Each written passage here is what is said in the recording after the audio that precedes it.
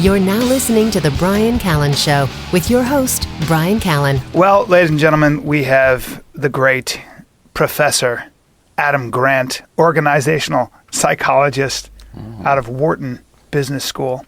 Just stop me, Adam, when I'm wrong. He's done it again.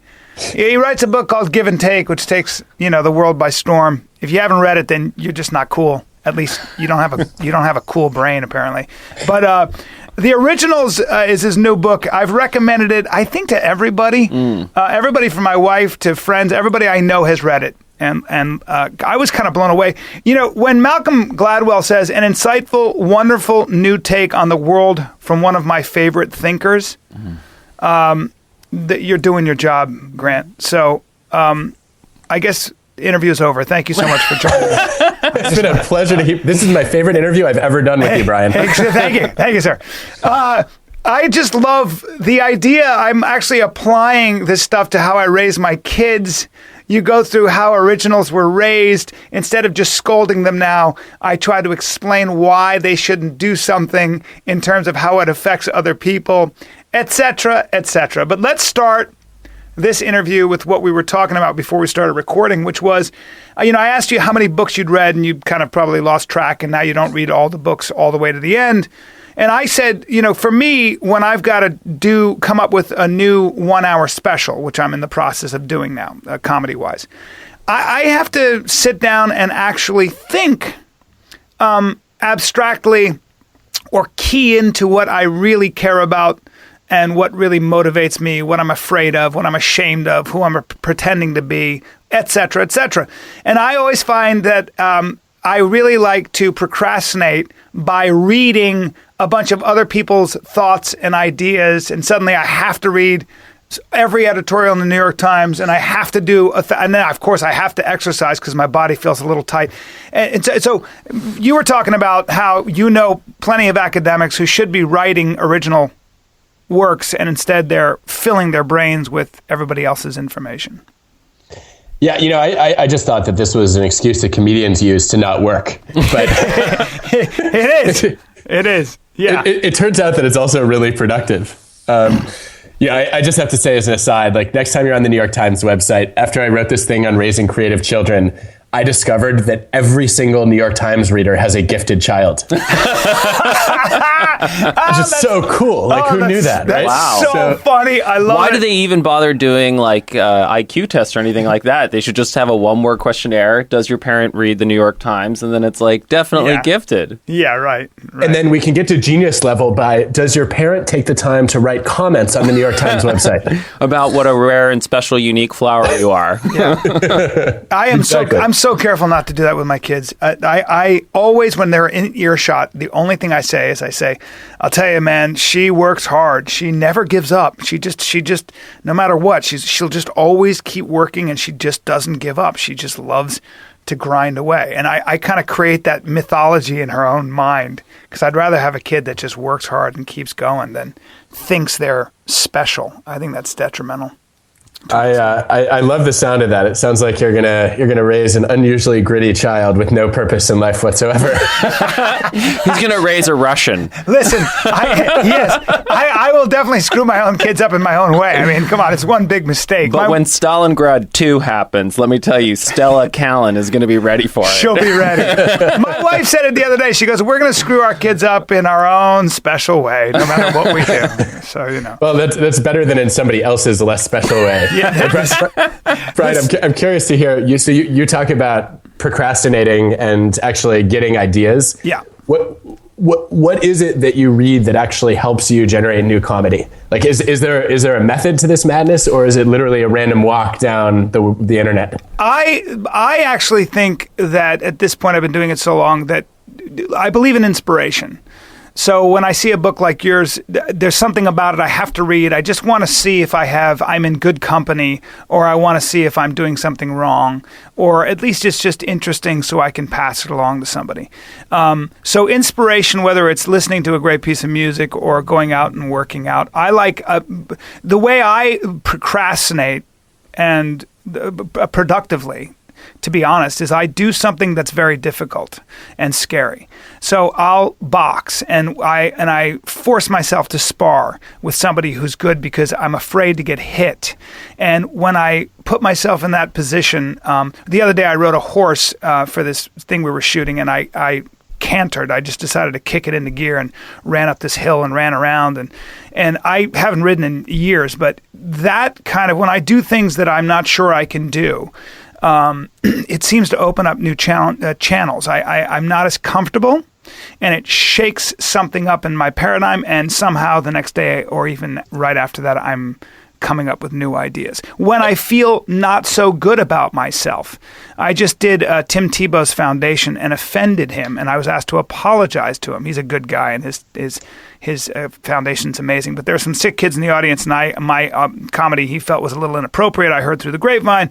I didn't feel so good about myself. But this morning I wrote a whole bunch of really good stuff. So that's, I guess, the answer to the question. Wow. All right. Yeah. So if I heard you right, you said when you need to shake things up in your brain, you get punched in the face a bunch of times. That's exactly right, in one way or another. And I'm being serious. Yes. When I'm off my pins and not so comfortable, I do things that surprise myself. I don't believe, Adam, that, if you want to be really creative, I don't think loving yourself is a prerequisite. In fact, maybe it's a detriment.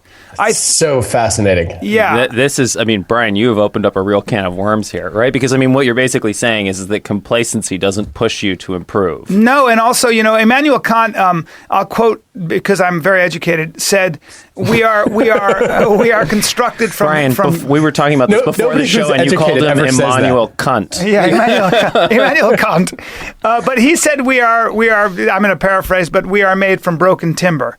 This is a Christian idea, probably, and maybe a Judeo-Christian notion that why start with the idea that you're special? Maybe it's best to think of yourself as a blind, broken wretch, and especially somebody who has competing interests and values and virtues and vices that are always going on within the brain. So you're always or your heart or whatever you want to call it, you're always kind of having to adjust.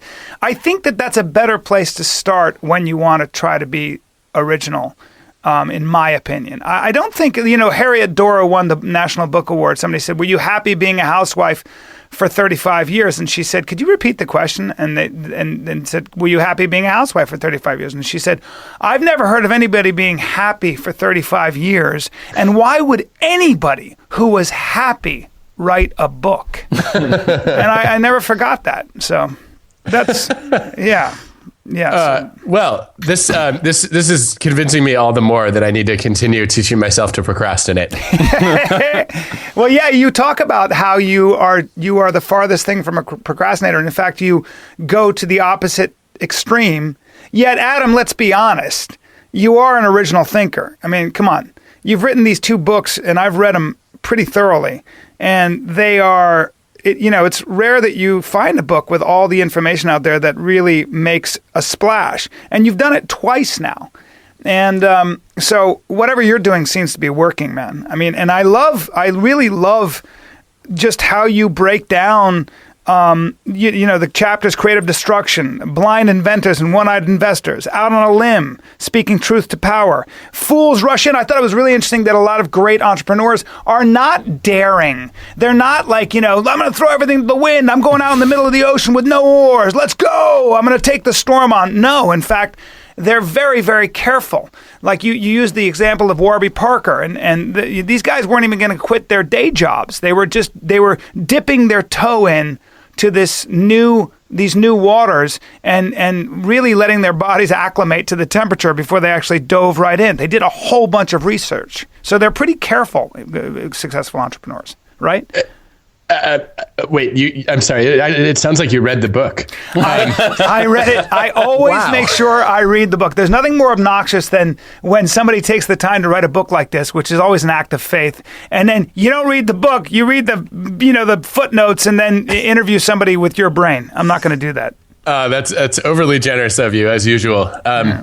Yeah, look, I was surprised by this too, right? Like, I've always been an incredibly risk-averse person, and my roommates and I in college, like, we all had these ideas that Some of which we thought were pretty good. We built, it turned out, one of the first online social networks as seniors in high school. And then I just thought, like, I'm not one of those crazy risk takers, so I'm not going to ever be an entrepreneur, and I'm not going to do this. And then, of course, like, Mark Zuckerberg comes around and starts Facebook, and the door next door a couple of years later. Oh my God. That's hilarious. I was just going to say Adam Grant almost created Facebook. No, I mean, I didn't have any of the vision for how this would play out, but it was striking to me that I never would have even considered becoming an entrepreneur, because I just thought I'm not one of those daredevils. And then I read all these studies showing that, yeah, there are a lot of entrepreneurs who take crazy risks, but those are the ones who fail as opposed to the ones who succeed. Right. That was fascinating to me. Donald Trump. No, but I mean, that's the idea of entrepreneur as swashbuckling pirate. Yeah. That is really what Donald Trump is selling. And you need the fertile ground of the American public believing that that's what an entrepreneur looks like. Yeah. Rather than sort of someone like, a lot of the people, the Warby Parker guys who are like, okay, let's evaluate this. Let's not burn our bridges behind us. Let's make sure that we know what we're doing. Yeah. Yeah, although let's be clear, right? You do have to have a lot of bad ideas in order to do something truly original. Yeah. Well, that's what I loved about I love this. I've been quoting this since I read the book. I had no idea that the original thinkers, from Beethoven to, Picasso, had created so much work. Picasso created something like 12,000 sculptures and 10,000 paintings, and we talk about probably 12 of them. And Beethoven is the same thing. The amount of work that guy created, when we really talk about 6 pieces of his work, that was fascinating to me. Talk about that a little bit. I found it stunning. I mean, I just thought that these geniuses, they had one big idea at a time, and then, they went and dreamed it into perfection. Right. And that could not be further from the truth. It was so fun. Thomas Edison was the greatest example of this. Yeah. He designed a talking doll so creepy it scared not only kids but adults too. I have had nightmares looking at pictures of this doll that he created. Yeah. And he worked on it around the same time he was perfecting the light bulb, and he tried to mine iron ore with magnets. That didn't work. He had a fruit preservation technique that failed. And you just have to generate a lot of volume in order to get the sheer variety that's necessary to stumble on something truly new. And most of us never get there. We either fall in love with our third idea, which is usually the most obvious one. That's why I thought of it first. Or, we just think I'm out of steam and I don't want to fail, so I'm going to stop. I spoke to a producer who's a big producer, who's worked with big time, produced huge movies. And he said he liked something I wrote. And I said, I wrote a one act and it did pretty well. And he said, you need to keep writing. I said, I know, but I've written so many things and they just all suck. And I just got lucky on this one. He said, Brian, I've worked with the biggest, best writers in Hollywood over 20 years. All of them have literally a giant trunk full of scripts that were a disaster, that didn't work. There is no such thing as, and I never forget. Again, it's like, I guess it's another way of saying, if you want to be really original and really good, it's got to be on your mind all the time, and you kind of have to be doing it all the time, which then really kind of raises the question. And one of Hunter's things about, genius and being smart, quote unquote. Well, maybe it is just consistent and correct effort. Yeah, I mean, Adam, I don't know how familiar you are with Joe Henrich and his work at Harvard. I am, yeah. He's done some really cool work on sort of complicating the 10,000 hour principle. Yeah, and just in general, I mean, it seems there, one of the things that I love from the beginning of the book is that he has this, they did an IQ test on an orangutan and a toddler and a chimpanzee. And what you find is that in causal reasoning and in spatial reasoning, essentially there's no difference between a chimp or an orangutan and a human toddler. The one area in which the human toddler is different is social intelligence. And so what you really end up finding is that what makes humans special is the ability to acquire culture. And the question is, if you look around the world and you remove your value judgments of what are the right rituals and what are the important symbols and all of this stuff, you find everybody has a culture. Academia is a culture. There are magic totems, there are markers of who is a high priest, and then there are rituals, which are calculus and knowing certain books and all of that stuff. And so I think that's the thing, is that there are a lot of people who never feel like they can be initiates into the tribe of really original thinkers. And so they never pursue that craft with the same tenacity that people who don't have anything on it or are willing to have a go really do. Yeah, there's so much truth to that. I mean, I think I always thought that if you wanted to do something original, you had to be fearless. And I've been stunned. You talk to these great innovators and entrepreneurs like Elon Musk and Larry Page and others. And one of the things I heard consistently from them is they were afraid of failing just like the rest of us were. Mm-hmm. They were just even more afraid of failing to try. Mm-hmm. And it's like, okay, well, you just have to sometimes put your work out there, generate a bunch of ideas and see if anything sticks. Yeah, that's so nice to hear, because every time I shoot a 1 hour special or I just shot these 12 episodes, I can barely watch it because I'm just so afraid it's going to suck. And then when people do like it, it's always such a surprise. But I mean, it's nice to, again, that's what's so cool about the book, is if you're trying really hard to do something, you kind of realize that everybody, I always get this feeling, like Adam, like when I'm around people, like for example, sometimes you just see somebody like Elon Musk, and his kid used to go to my kid's school, and he's like tall and he's got long legs, and I was like, that guy, life just comes easier. He gets places faster. He's got longer bones, and I'm just. I don't think anyone has ever had that thought. Well, I have, damn it, I have. It's again, there are recurring patterns in Brian's thinking, and limb length is a big one. Of course, I come from a long line of peasantry and petty crime, and but you get this idea that, man, life must be much easier for that person, and they're a genius, or they're an original thinker, and here I am. Like, I let me ask you this. I guess this is a better question. I feel like everything I've accomplished, it requires just literally like all of me. Like I feel like I'm the guy who scratches just to get a tiny bit of whatever. Okay, my 1 hour special took me probably 2.5, 3 years of work, and I still hate it. Well, that's just lack of talent. Right? I can't help you there. Adam, for God's sake, I'm a fragile man. I'm so sorry. No, I mean, I think that's the reality of how every original thinker works. Right. And like we all toil away for years at things that, we feel like we've only produced a tiny fraction from all, of all the effort that we put in. Like I've met writers who will literally write from scratch something 12 times before they even begin like working on it for real.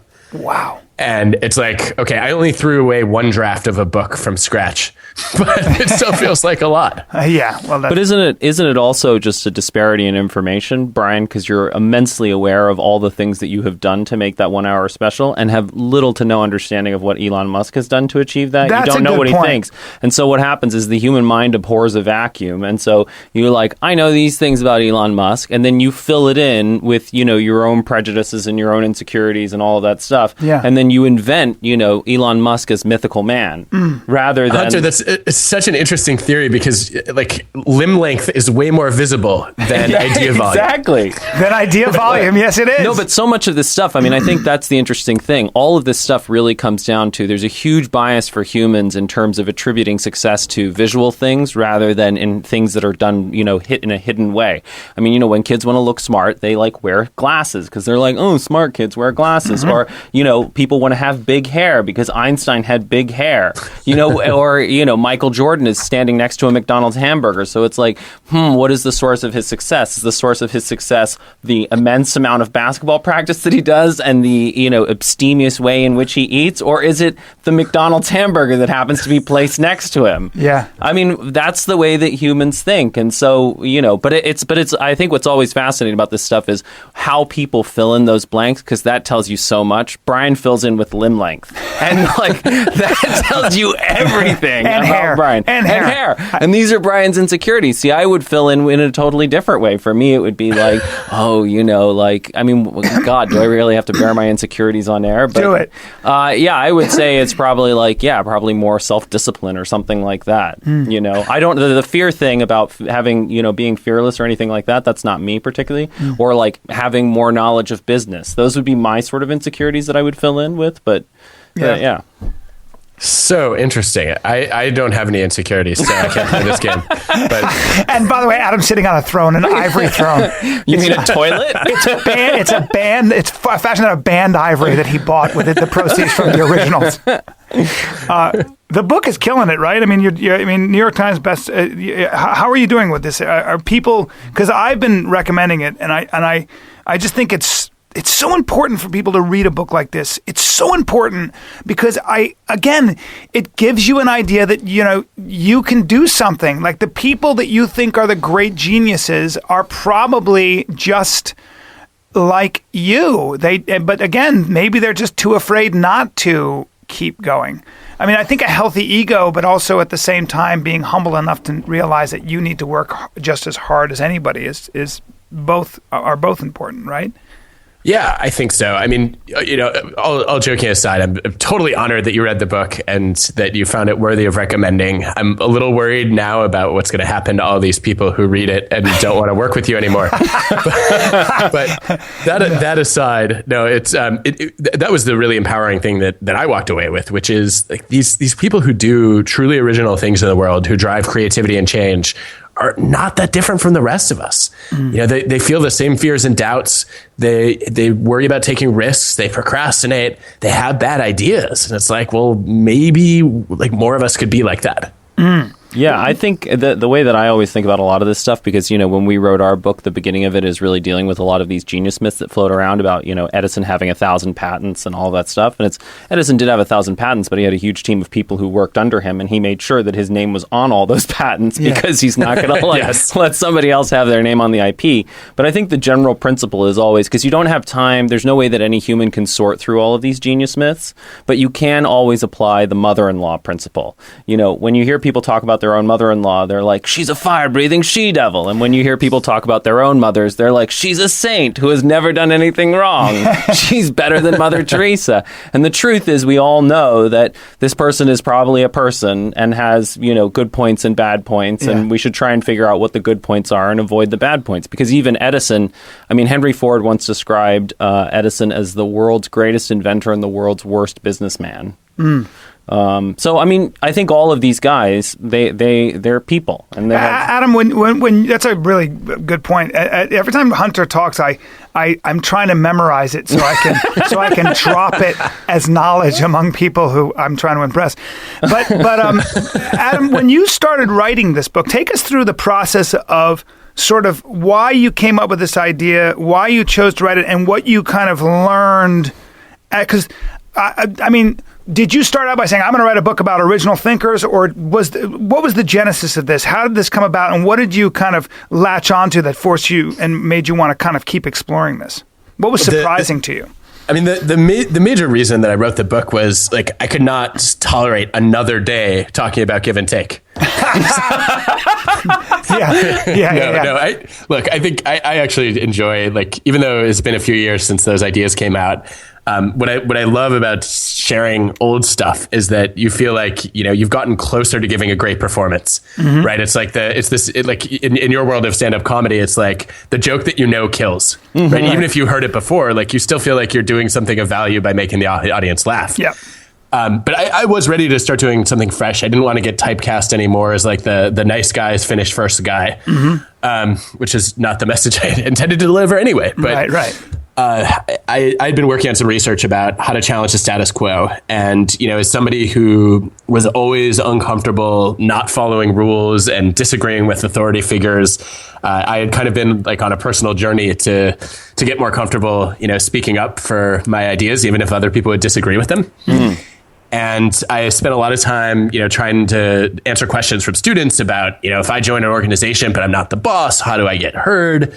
And then the more work I did with leaders, the more frequently I was asked, like, how do I fight groupthink? How do I get more innovation?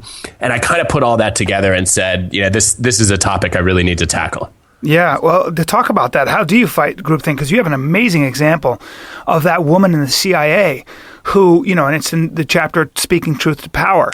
She had this radical idea of having agents internally share ideas with their own sort of secret website, I guess, or kind of almost like a Facebook thing, where they could swap ideas and points of view, which was really considered insane. And she didn't really, when she started speaking up, she got demoted essentially, or put in no man's land, and then finally found her way through. Talk about that a little bit. Yeah, I mean, this happens everywhere. It happened to me when I was working, and a lot of people have, faced this situation where you have this idea that you think is really important. You share it, and then you find out that not only have you gotten silenced, but it's set your career backward. And, I think Carmen Medina learned a few things from that experience, which I wish I had known at the time when I had my disastrous experience, which you will notice I'm not talking about. I don't want to get it out of you. That's not a coincidence. Yeah. It was too traumatic. Okay. But she first realized that you have to earn status before you can exercise power. You're an entry-level employee and you go, telling other people how to run their organization. They tend not to like that, strangely. Right. And they find it threatening. So she found that following sort of the Francis Ford Coppola advice to become the establishment before double-crossing them worked out really well. And sort of demonstrate that she had a track record of success in caring about the CIA before she was, advocating for these risky ideas of creating an internal intranet. Yeah, that worked out pretty well for her. Let's pause for a second, because that's an important point when Coppola talks about that, and I've heard other filmmakers talk about that. You've got to learn, if you want to double cross the genre, if you want to change how you tell a story, you've got to understand thoroughly how traditionally a story is told. You've got to learn the principles that go into good storytelling and traditional storytelling. And it's a little bit the same thing Carmen had to kind of. But I think it's more than that. This comes down to social intelligence. You have to prove, I am a member of the group. Gotcha. I care about the group and all that stuff. Because I think when as I was reading that, what I kept on thinking about is when the West tries to talk to Arabs about the problems with Islam. You have no status within Islam or within the Arab community, and you're coming in and being like, here's what's wrong with it, yes. Islam and all that sort of stuff. And so, partly those reforms work best within a group, but also, you first have to mark your respect for the tradition, that you like the tradition, that, you see the value in the tradition. And then once you've said, like, there are all these great things about it, but let's talk about this other thing. Yeah, I think that's exactly it. It's so much easier for people to accept an original idea when it comes from someone who's proven, I'm one of you. I care about the group. I love this term for it. It's called optimal distinctiveness, which is totally not memorable. But like so many things created by academics. Yeah, optimal distinctiveness. Turn it into a T-shirt and sell none of them. Yeah, so the way it should have been marketed was it's the tension between fitting in and standing out. And you have to show that you fit in sometimes before you get the license to stand out. Right. That's awesome. That takes patience. But probably you would learn something anyway when there's a reason things have been done that way for a long time. Right. I mean, it's kind of comes down to respect and social intelligence. That makes total sense. Yeah. And I mean, I think that's the thing is in general, because we are children of the Enlightenment, we've placed a real value on facts and numbers and all of that sort of stuff, and really to the detriment of paying attention to things like trust and feelings and all of that stuff. And so what you end up happening is, I mean, I don't think that Richard Dawkins is a force for good in society, because he goes around and he insults all these people. And when you're focused on a purely factual analysis, yes, he has a great understanding of the facts of evolution. But when you insult people, you destroy trust in that relationship, and then it becomes difficult for those ideas to to be communicated. Like Richard Dawkins speaking to religious people about evolution does not have optimal distinctiveness. Yeah. Yeah. And do you think Donald Trump falls in that category as well? Well, exactly. But, there are... anyway, I mean, I think that's the thing. I think, obviously, part of this book is that it appeals to us as individuals in the West looking to be creative and all that sort of stuff. But it has so much broad applicability in terms of international relations because it's all just human psychology playing out again and again. Adam, in your opinion, have we ever had an original thinker in office as president? Oh, gosh. I mean, it's so hard to... First of all, if you're really original, I don't know why you want that job. Right. Secondly, I think that politics squashes a lot of the original thoughts that people do have on their way into office. I would put my money on Abraham Lincoln if you want to go far back. Always and say, a safe answer. To have both the confidence and the courage to build a team of rivals and reach across party lines to bring some of your enemies into your cabinet, that's original thought. To question, the long-standing tradition of slavery and ask, is this right for the country? And is there a way to repeal this without causing, an irreparable chasm? Like, pretty awesome. Yeah. Well, and I think that's the interesting thing, too. I've just been listening to Thomas Sowell's book, Black Rednecks and White Liberals. And part of what he makes, there are people who take issue with what Lincoln did. And they sort of, look back to a mythical past and are like, on day one, he should have freed all the slaves. And they're, frustrated that it took him 2 whole years to write the Emancipation Proclamation and that it wasn't more sweeping. But the fact that... Who are these people? I know. Who sits around with that shit? But I mean, Lincoln, I think, is a really great example of someone who's able to be an idealist but also a pragmatist and figure out how to implement his ideas within the political realities of his time. Yeah, I mean, I think there's a case to be made that if he had acted earlier, it would have literally torn the country apart. Yeah. As opposed to, having a war, yes, but a war that got resolved with a united set of states. And at least until 2016. No comment. Yeah, exactly.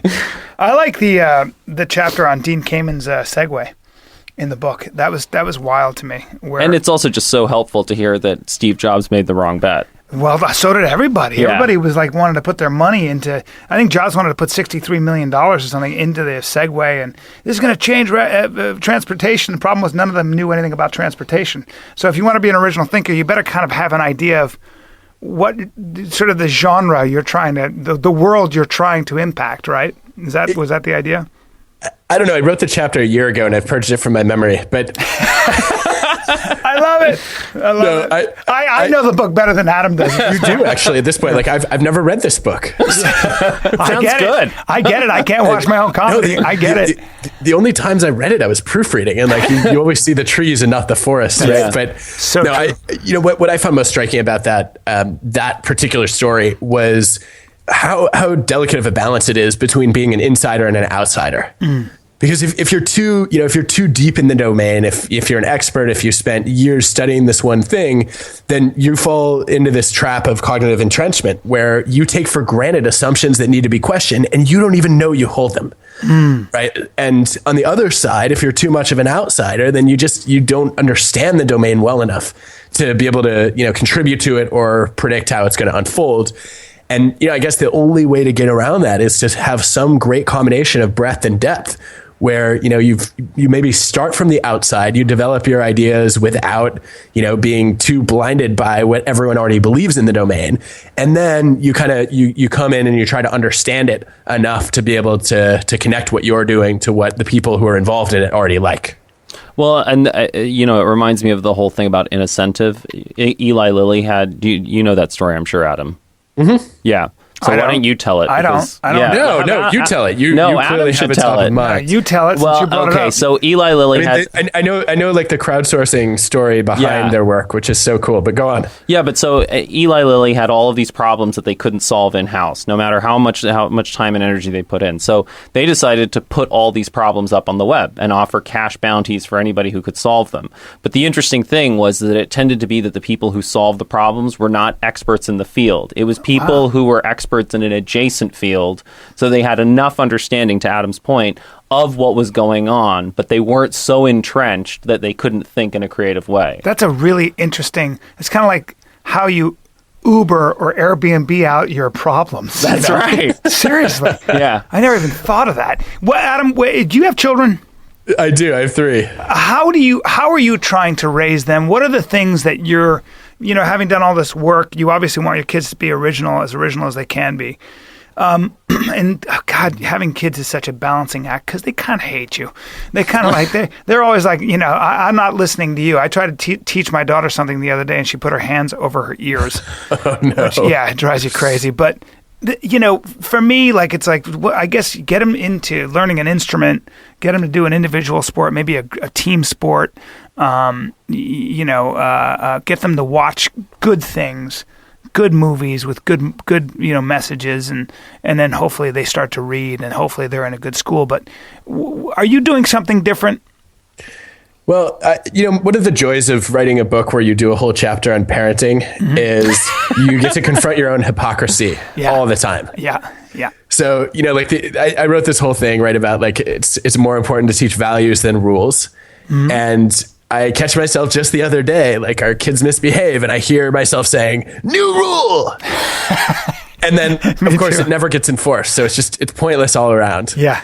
And I think it's much, it's much easier to catch this stuff in hindsight than it is to do in the moment. But the big lesson that I've taken away from a lot of the parenting research I've read is I really don't want to be one of those psychologists who screws up our kids.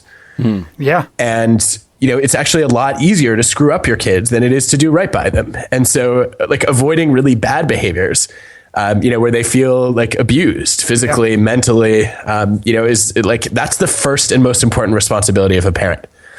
And if you do that, like if you avoid that stuff, you're already in pretty good shape.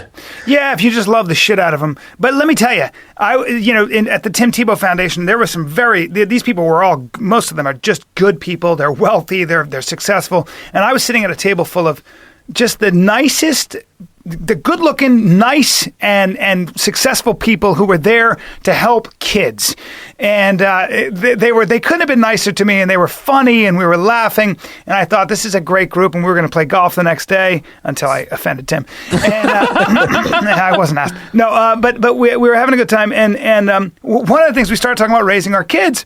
And they were kind of, and you could see they were all, as far as I could tell, they'd all grown up together. They had very strong bonds. And I was like, man, sometimes I just, I don't know how to raise them. Sometimes you just get so frustrated, you just want to throw them through a wall. Ha, ha, ha. And they said, oh, yeah, I've been there. I mean, listen, if you hit your kids, it's okay. We're from the South. We do things differently down here. And I thought to myself, back in the day, I mean, taking a switch to your kids' legs, like it was not that uncommon and may still not be in certain communities. If you think about Catholic school and kids who come from big families, my experience from people who come from discipline and even punitive discipline, to an extent, it's pretty heretical nowadays. I don't know that they're that screwed up, Adam. I'm not saying I hit my kids. I just couldn't do it. I've been too steeped in the new age here. But what about that stuff? I mean, how much of this psychology and how much of this stuff is screwing our kids up? I mean, Adam, you have 3 kids. That's kind of perfect for an experiment. Adam clearly, yeah. I doubt Adam beats his kids. We need to work on your knowledge of statistics if you think 3 will lead to an experiment. Yes. Listen, I went to the Trump School of Statistics, so you know. There you go. There you go. Oh, I do not even know where to start on this one.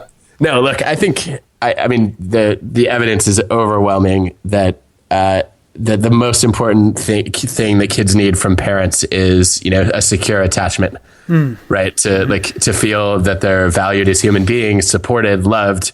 That doesn't mean always being like warm and forgiving, right? Right. You also need to be tough and demanding. Right. But there's no reason why that needs to involve like a punch in the face. Yeah, I agree. But isn't that thing a tooth? I agree with you. Yeah. I think that's part of so many of the conversations that we have, in the public are, not nuanced. Like, you argue about, should we be conservative or should we be liberal? And the reality is you should be conservative about the things that work and liberal about the things that don't. But it's the same thing with a lot of this stuff is that when you hear people who are talking about, using corporal punishment on their kids, they tend to think that the alternative is having no boundaries, being totally loosey-goosey, the kids run around and do whatever they want. And what you want is to have boundaries for the kids, but they're, based on emotional boundaries and respect and all of that sort of stuff, rather than boundaries that are enforced with a switch. Yeah. And, when you look at parents who raised truly creative children, you do see this great emphasis on values and character, which I found to be so interesting. And, it first intrigued me when I was studying, how do you raise a giver instead of a taker?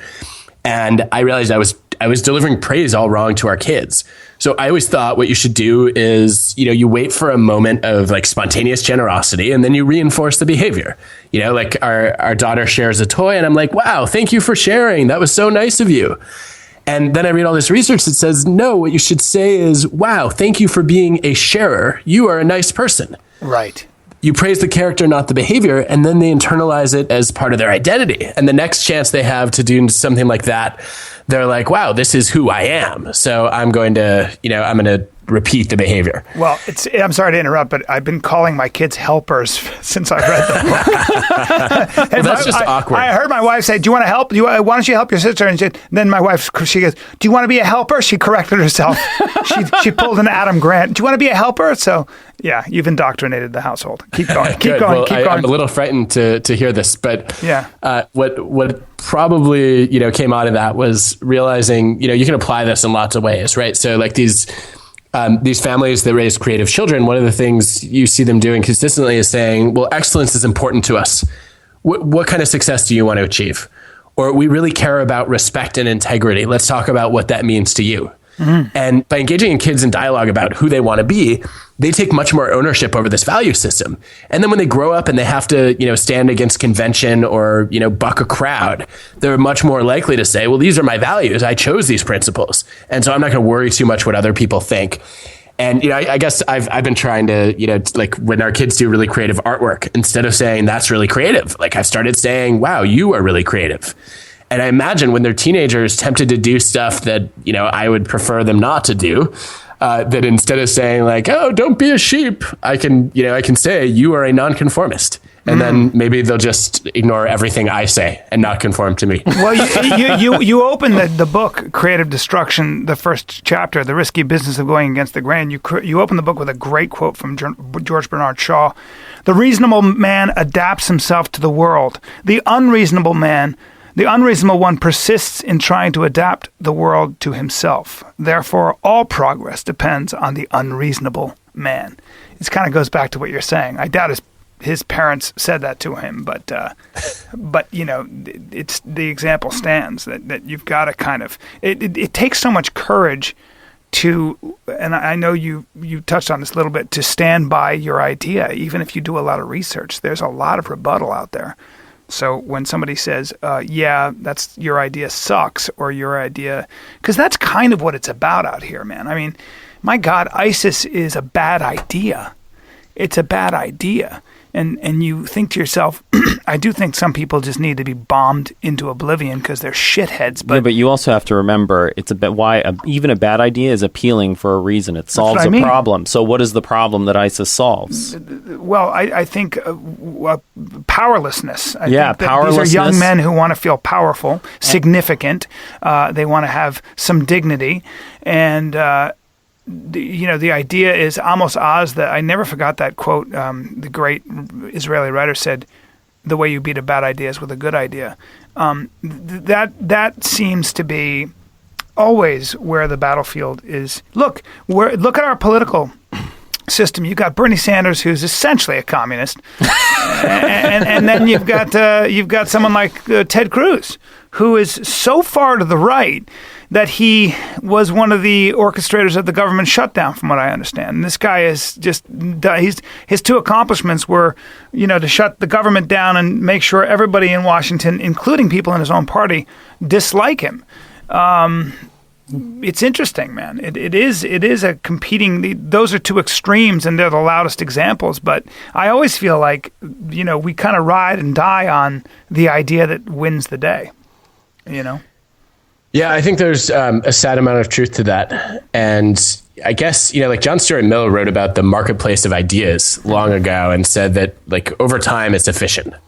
right? That like as the world moves forward, as time marches on, like better ideas get selected and worse ideas, will get weeded out. And, I guess like John Maynard Keynes warned us about that kind of thinking and said, in the long run, we're all dead. And if the long run is too long, then we're going to be stuck with a lot of horrible ideas for a long time. Yeah. And I don't know how to navigate the tension between those two things, which is why I turned to you guys. I side with Mill, though, Adam. Yeah, but the process is the question is, what is the process by which those ideas are being selected out? Because historically, a lot of these bad ideas had to be pursued to the end of the line, and a lot of people had to die before those ideas got abandoned. Like, But think about how things go now. Like, for example, Malcolm Gladwell or Adam Grant are people who are sitting there thinking and writing and spending all that time. The ideas do get out there. Well, I'm gonna let me put a caveat on that. And this is actually something I wanted to ask you about, Adam, in terms of the New York Times audience, because it seems to me that there are a tremendous amount, like there's a really good science to narrative chain between essentially academia and people who read the New York Times. Like that's who tends to read these books. But they don't really move beyond that. They don't necessarily move into the Arab world.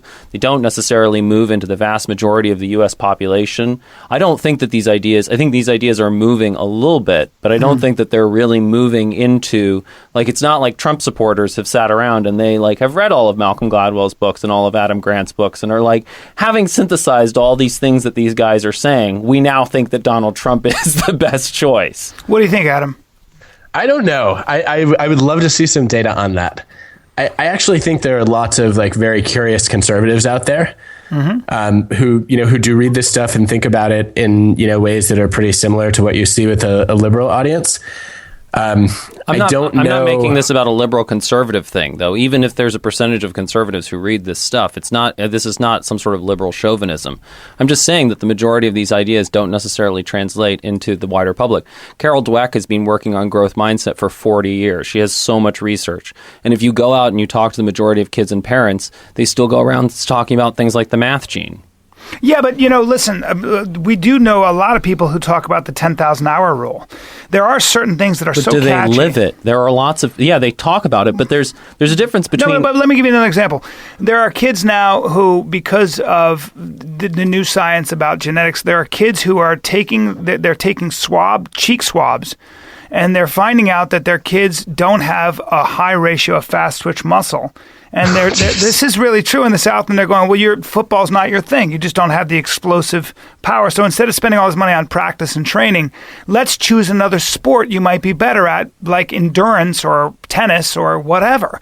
It's just what's happening. But some ideas do get out there. Some ideas. I'm not saying that swabbing a child's cheek to see where he fits into society. This isn't Plato's Republic.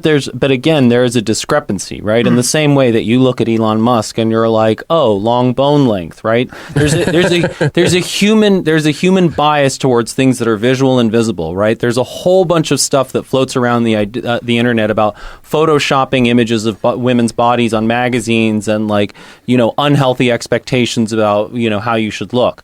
There's almost nothing about unhealthy expectations of what smart is. Right? We talk about this stuff, but the general public does not. There's a giant discrepancy.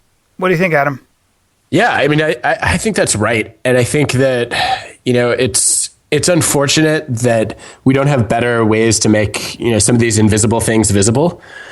There was a great infographic that went around a few months ago that was based on Carol Dweck's work. And it showed do's and don'ts as far as raising kids with a growth mindset as opposed to a fixed mindset. And, I found it so practical and so concrete. It said instead of, when your kid says math is hard, instead of saying oh, you're not good at math, which no one actually says, but apparently some people think, you should say, oh, that feeling of math being hard is the feeling of your brain growing. Ooh. Oh, I like that. And it's okay, if we did more of that, these ideas would get out there. But that's the same thing with the psychology of stress.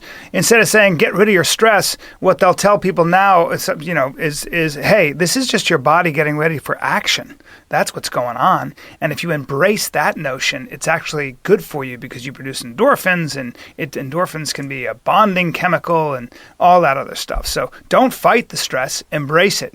and this is kind of what a warrior feels like when he's about to go into battle, or this is what a lover feels like when they're truly in love, whatever it might be. And you can reprogram your brain to interpret the stimulus or the machinations that are going on in your body in a different way, in a more positive way that actually has a physiological benefit to you as opposed to something else.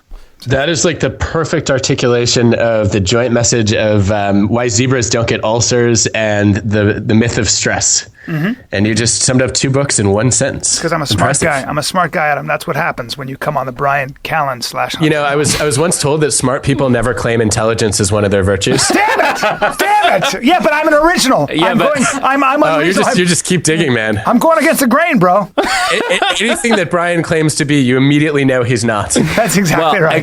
But that's the thing. And he has actually claimed that he has long limbs. And I haven't talked about being an amazing lover. So, no. Notice how there's no correlation between long limbs and penis size as well, by the way, just so you guys know. In fact, that's the inverse. The myth that Brian is really committed to fighting. If you have a short femur bone, you tend to have a longer dick, which is why shorter people are more intense. All right. I don't know what that means. So instead of looking at Donald Trump's hands, we should be looking at his femur? Well, I was trying to write a joke about how I think the slower a man moves, the bigger his dick, because he's already kind of won. Right. But anyway, see, I like to bring it to that level, Adam, because Donald Trump talked about his penis in his hands, so there you go. You are raising the bar on a daily basis for all of us. That's what happens, brother. We shake it up. What, Adam, what do you... Well, go ahead. What I was going to say is, the John Stuart Mill thing versus Keynes, right? I don't think that the models are... I was at a mathematical biology conference recently in Poland. Nerd. Naturally. God. But one does. A lot of chicks? No. But Adam, you're in the university. I meant women. Yeah, but I don't think that the long arc of history can be upwards, and at the same time, it can still be chaotic along the way. Mm. Yeah, and that's the thing. That's Better Angels of Our Nature. The general trend is for the world to get less violent, but that doesn't mean that there aren't these huge clumpy events like World War II where there's a lot of violence. Mm. And I think the real challenge is let's imagine that civilization, this global village that we've created collapses. Well, there will be humans and they will dig through the ashes and it'll be abundantly clear to them. They won't have the pride and the arrogance that we have. And they'll say, oh, here's all the ways that they screwed up, right? They had these crazy notions about stress and genius and all of that sort of stuff. And this is how you should do it. And they would build it better.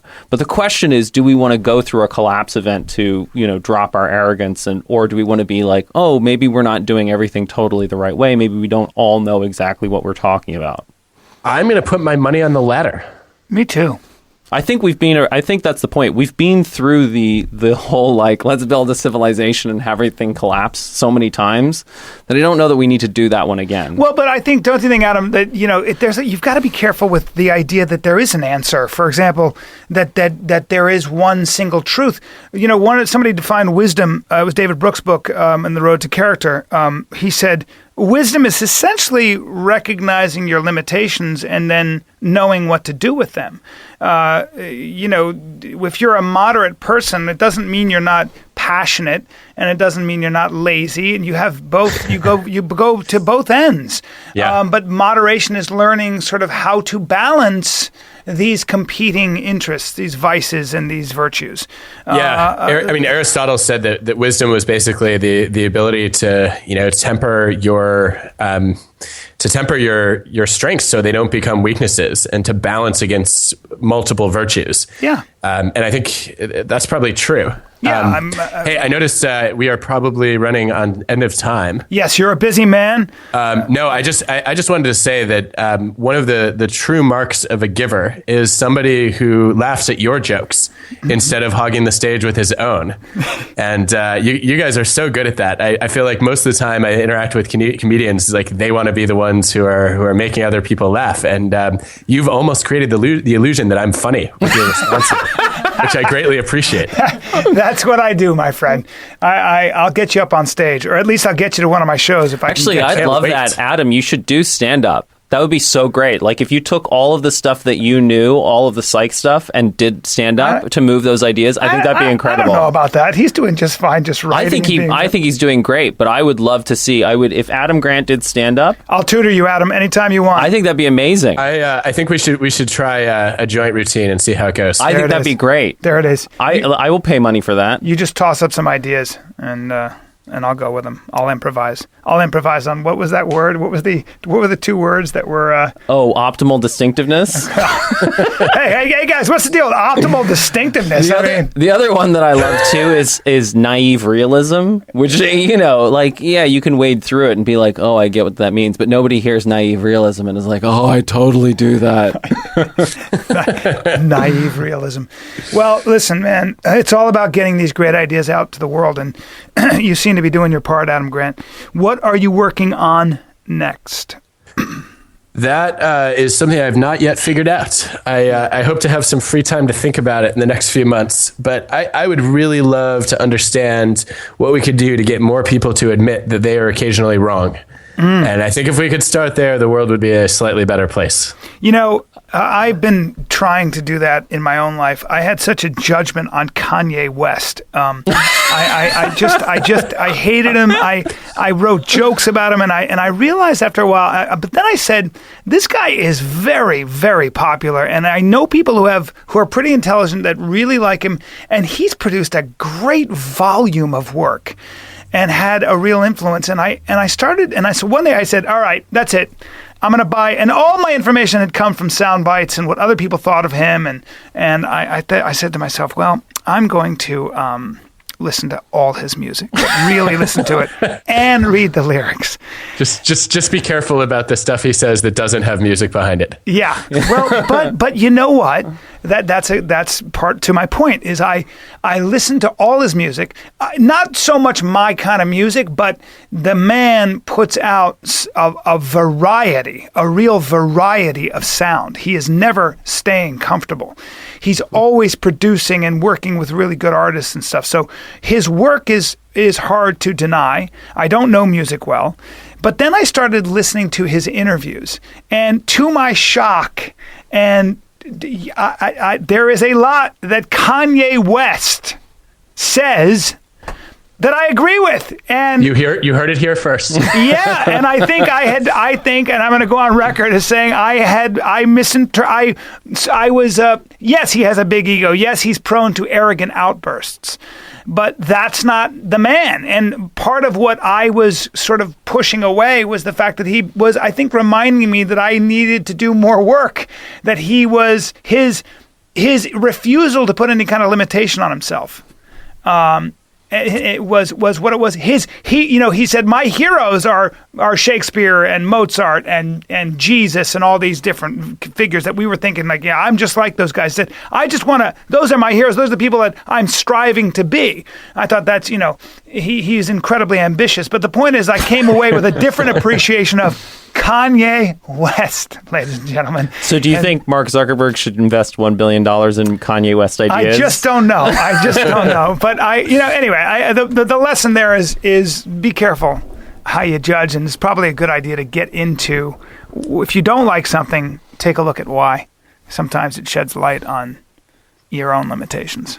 So that's a profound I could get behind that. Well, thank you guys for having me. I greatly appreciate it. Adam Grant, you're awesome. The book is Originals, How Non-Conformists Move the World. I am going to go do my podcast, The Fighter and the Kid, which got 2.8 million downloads this month, and I'm going to talk about this book on there as well. I would have you on that podcast, but I don't think a lot of them read. That's so unfair to them. I love them, but I got great. There are a lot of young men who should be reading this book. I don't know. I don't want to speak for women. I just know that when I was a younger guy, I wish I had this information. So that's my job. All right, my friend Adam, always welcome to come on and talk about anything. Thank you very much. Hope to see you guys soon in Philly. Yes, sir. Take care. Later, buddy. Thanks, Adam. Bye. Bye-bye.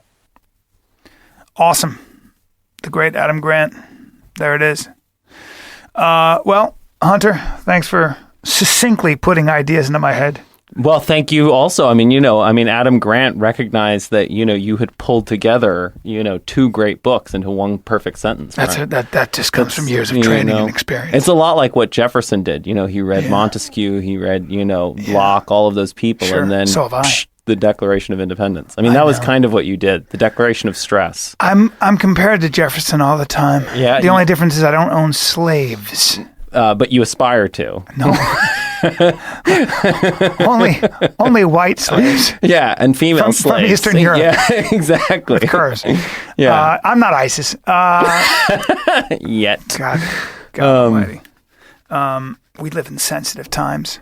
Anything like that can cause an uproar. Yeah, but I think that's part of the problem is that we live in too sensitive times, and then you don't get to have conversations where you actually figure out the ideas. Yeah, and I feel like, people that are oppressed or have a history of oppression, there's a lunatic fringe in those groups that kind of shuts down the entire debate because they're more interested in power, not change.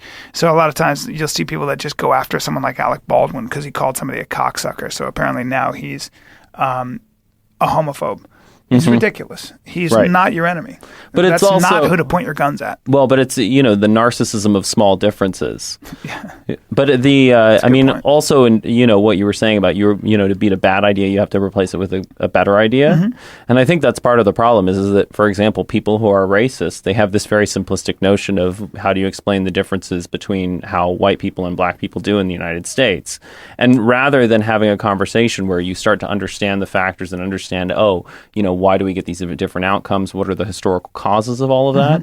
They just are like, racism is bad. And well, not only that, but if you start talking about, if you really want to get into the root causes of what creates deep inequality, why so many black men go to jail, while so many of these young black kids are not receiving the education that they need and stuff, you've got to get into some serious and sticky conversations about culture, about all these things. And the minute you do that, sometimes that debate gets shut down because you're 100%. being offensive. Right. If you really want to solve the problem, which I do, Yeah. and if you really believe that black, white, Chinese, Latino people all have the same potential, which I do, Yep. and I think if you don't, you're just not very smart, or you just haven't done the reading. There's just too much. There's just overwhelming evidence that human beings, regardless of their skin and color and all this is not a new idea, they all have the same potential. Right. You but just that doesn't see mean it. they have the same outcome. And a lot of that difference in outcome comes down to beliefs. Yeah, Doesn't matter that's right. whether you're, That's a right. white kid in suburban America who believes you didn't get the math gene, Yeah. or, you're a kid in some poor third world country, Yep. And that's I think, the conversation that Republicans and conservatives have been wanting to have for the last 50 to 60 years is a conversation about values and culture, and liberals have been utterly unwilling to have that conversation. Yeah.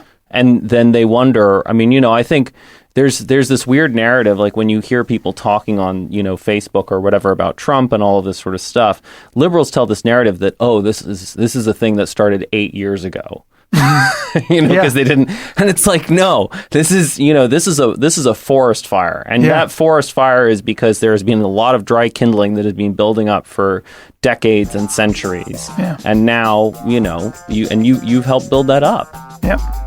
Good point. Well, Hunter, thank you again.